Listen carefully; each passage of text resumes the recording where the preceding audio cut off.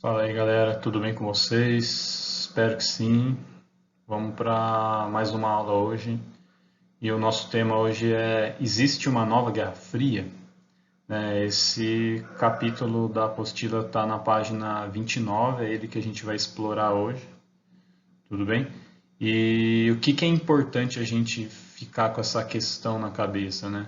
Porque não é um consenso. Assim como a aula passada eu coloquei para vocês que o enfraquecimento do Estado ele é relativo, né? Não tem uma coisa absoluta, o Estado não está se enfraquecendo absolutamente, ele é relativo, existe a influência das grandes empresas, de outras potências mundiais em relação a alguns países menos desenvolvidos como o nosso, por exemplo.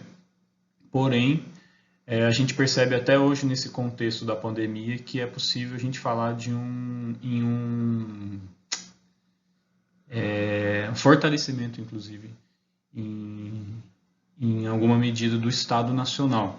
Então, o tema da aula de hoje, que é se existe ou não uma nova Guerra Fria, a gente vai ficar com esse questionamento e vai tentar levá-lo até o final dessa aula.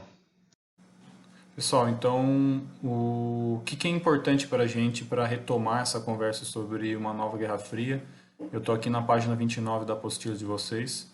Grifei algumas partes para para chamar a atenção de vocês em relação a algumas coisas. Então, assim, primeiramente a gente precisa relembrar o que foi a Guerra Fria, desculpa, e ela foi principalmente, ela se resumiu ao enfrentamento entre os blocos comandados pelos Estados Unidos e União Soviética para obter uma hegemonia, né? Que é aquela importância maior no contexto mundial entre 1945 e 1991, né? 45 com o final da Segunda Guerra Mundial aí, e o início dos anos 90. E aí, com a chamada nova ordem mundial, que a gente já viu em outras aulas, né? E o processo de globalização que se intensificou depois aí do início da década de 90, essa situação vai mudando, né? Alguns atores, né, autores, desculpe, argumentam que hoje o principal conflito ele é comercial, né? Não é mais militar e ideológico quando foi com a Guerra Fria, comandada aí pela União Soviética e Estados Unidos. Isso a gente vai conversar também, tudo bem? Mas é isso que o autor coloca para a gente aqui nessa página, tá? Depois, o que vai acontecer? Uma disputa vai acontecendo hoje, né? Uma disputa pela hegemonia econômica, tá? Isso é muito relativo também, a gente vai ver, eu vou trazer algumas informações para vocês, depois eu indico as referências no final, até para vocês darem uma lida, se tiver condições de ler. É, Apesar de fundamentar-se em elementos verdadeiros, a interpretação é exagerada, né? O autor, por que o autor da apostila está entendendo que a ideia de uma guerra fria ainda ela é exagerada no contexto que ele escreveu isso, que faz pelo menos uns 4 anos mais ou menos. Mas a gente vai ver que não é bem assim, né? Falar de uma guerra fria hoje ela não é nem um pouco exagerada. E como que ele vai chamar a atenção para isso? Né? Ele fala, em primeiro lugar, a China não tem um sistema socioeconômico alternativo à economia de mercado, né? Como foi a União Soviética, que ela representava as ideias socialistas. Apesar disso, né, a gente vai ver que a China ela tem é um modelo diferenciado, sim. Tá? Ela não é completamente uma economia de mercado. Tá?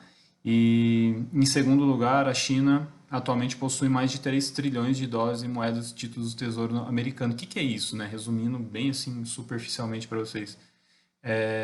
A China ela possui boa parte da dívida dos Estados Unidos. Né? Os Estados Unidos transforma suas dívidas em papéis, né, que chamam de títulos, e a China possui 3 trilhões, né, nesse período aqui que o autor está colocando do Tesouro Americano. Então, o que ele está querendo dizer? Que a economia estadunidense depende essencialmente da economia chinesa e vice-versa. Então, não se pode esquecer que os contínuos imensos déficits da balança comercial norte-americana desde 80 não ocorreram somente com a China. Então, assim, o que é esse déficit da balança? É quando um país ele mais compra coisas e mercadorias, né, do que vende, né? A ideia do comércio internacional é vender mais do que comprar. Basicamente é isso. Pessoal, é importante a gente trazer essas informações que o autor coloca para a gente na apostila, porque apesar de ser correto, né, ele afirmar que ainda não há efetivamente uma nova Guerra Fria, né? Por que, que o termo é Guerra Fria, né? Porque ela não acontece um conflito armado efetivo, né?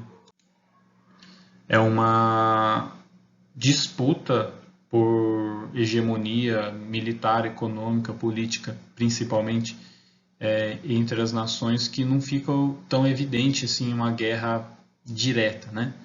Então, eu trouxe para vocês agora aqui para falar se há ou não uma mudança, né, no estado atual da ordem mundial, né, que a gente viu as aulas passadas, que é a nova ordem mundial, que tem a hegemonia, né, o poder principal dos Estados Unidos. A gente falou de unimultipolaridade, uni por conta dos Estados Unidos, e a multipolaridade por conta de várias nações que têm força militar, econômica e política pelo mundo. Então, é importante a gente refletir sobre isso. Mas quem possui essa base principal muito mais forte que os outros países é os Estados Unidos. E a gente precisa analisar para ver se esse poder está sendo questionado de uma forma muito intensa hoje ou não.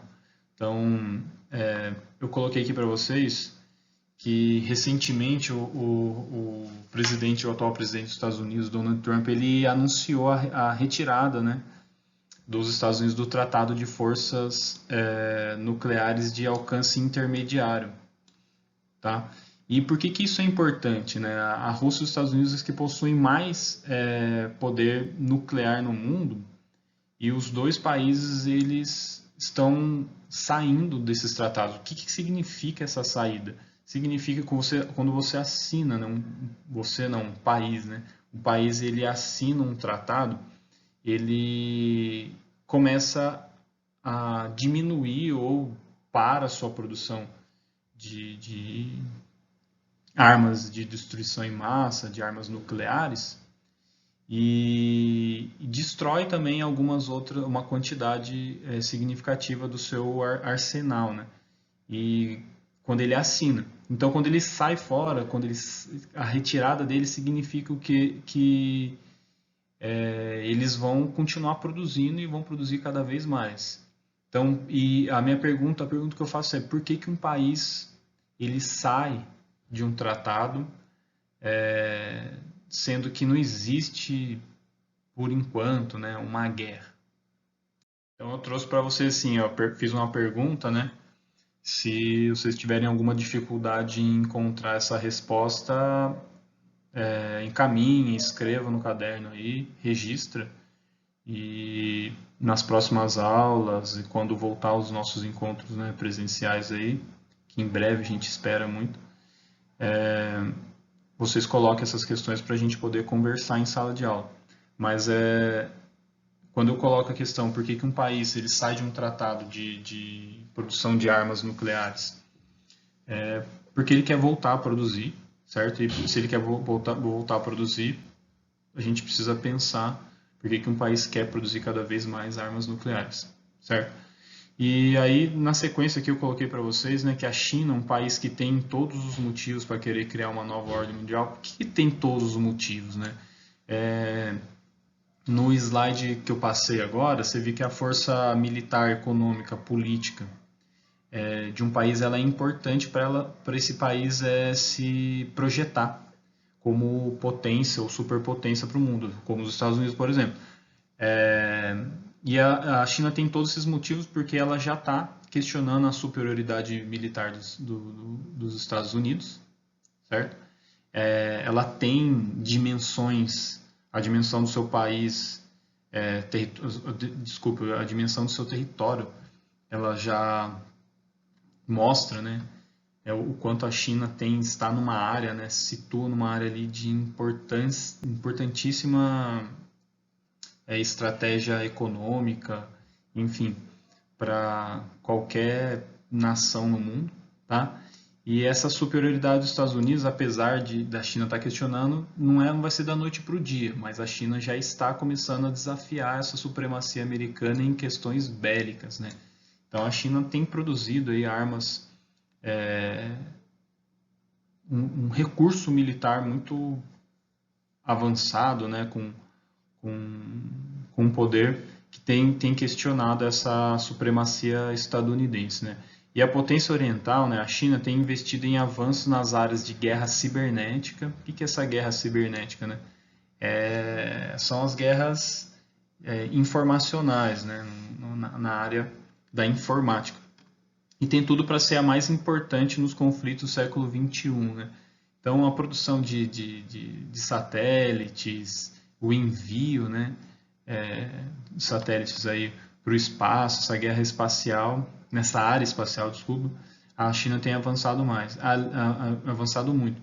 Além disso, o desempenho educacional, isso aqui é importantíssimo, né, para a gente pensar o Brasil também, o desempenho educacional chinês em ciência, tecnologia, né, engenharia, matemática, tem superado o americano. Então, uma das bases para o desenvolvimento tecnológico, seja no setor militar, político, tá, econômico, enfim, é a educação, né?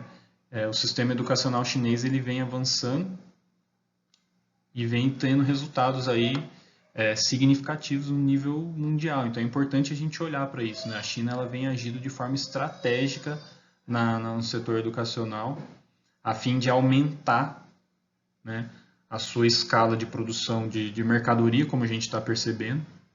Boa parte do que a gente consome está sendo produzido ou montado na China, pelo menos. E ela mesma vem desenvolvendo, tá, produtos, né, mercadorias com a sua própria assinatura, das suas marcas chinesas. Tá? Bom, passando aqui agora. Então, a China está levando a cabo, né, o seu projeto de conectar todo o continente eurasiano. O que é esse continente eurasiano? A gente vai ver já já. A famosa rota, né, um cinturão ou uma rota da seda, né, da antiga rota da seda, que vai conectar, né, a estratégia chinesa é conectar a Ásia à Europa, mas sobre a sua hegemonia, né, sobre o seu poder. Tá? Trata-se de uma estratégia política, então vê o poder político e econômico para reorientar uma grande parte do mundo em desenvolvimento para a esfera da influência chinesa. Então, assim, parece uma linguagem difícil, mas traduzindo, né? A China está reorganizando uma série de estruturas, infraestruturas, né, que se dá no território ali, com os países que compõem, né, essa rota que ela está querendo reestabelecer, e vem dando certo isso, né? Ela tem dinheiro, ela tem tecnologia e agora ela está tentando se sair bem na questão política, né? Que aí é você convencer as outras nações de que elas podem ganhar bastante com isso também. Bom, aqui está a representação, né? Uma imagem para a gente entender as intenções da China, né?